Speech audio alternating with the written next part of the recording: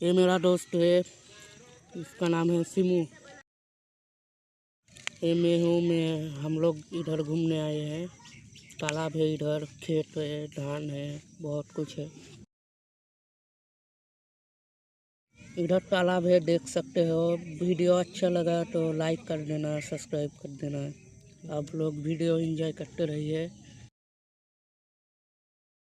ये लोग देख सकते हैं तालाब के इधर गेम खेल रहा है। वो जो सफ़ेद रंग का टी शर्ट पहना हुआ वो बोल रहा है 100 लेवल वाला। ये पागल बोल रहा है मेरा 100 लेवल। इसके पास मोबाइल भी नहीं है, भिखारी है, नोबड़ा कहीं का। ये हम लोग है, देख सकते हो। ये मेरा दोस्त है, नोबड़ा गरीब है, इसके पास फोन। इधर सब बच्चे खेल रहे हैं तालाब के इधर। वीडियो अच्छा लगा तो लाइक कर देना, सब्सक्राइब कर देना, कमेंट कर देना, एक भी फॉलो कर देना। बस चुल के वीडियो खाने की कौन हलो।